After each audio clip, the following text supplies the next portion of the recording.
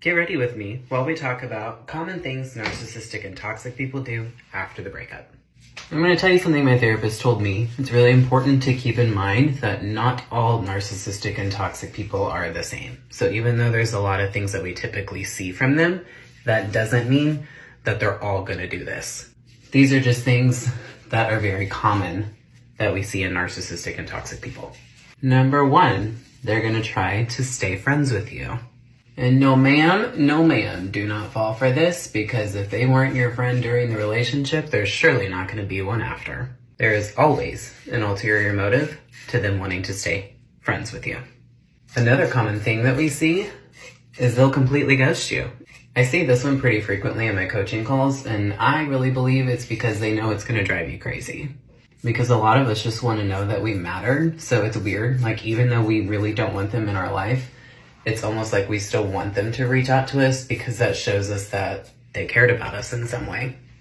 Oftentimes when they're doing this, they're actually doing what's called reverse hoovering, which is they're ghosting you in an attempt to get you to reach out to them.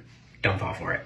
Another very common possibility is they're going to breadcrumb you and future fake you and really not make a final end to the relationship. Just say a lot of things like, I just need some space, I just need some time. They don't do a final cut. They do this so they keep you in their back pocket. Another possibility, this is what my ex actually did. They're going to find some ways to stay connected with you. Like, it's going to take them a really long time to get their mail forwarded, if they ever do it. They may want to stay on the same phone plan with you, or they may take a really long time to give you your key back.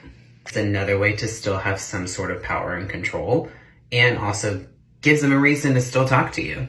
Now, the one I most commonly see in all of my coaching calls is just straight up hoovering, where they are going to promise you all of this changed behavior that you've been asking for months. Now, I'm the first one to admit that I really do believe that anybody can change if they actually decide to change and decide to put in the effort to change. But you need to be very, very careful with this, because unfortunately, this is a very common tactic that they will do with no intention to change. They just want to get you back.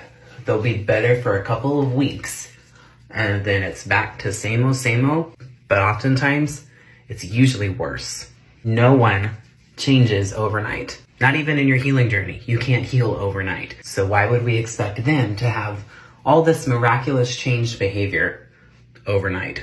Now come back for part 2, where I tell you what to do with each one of these tactics.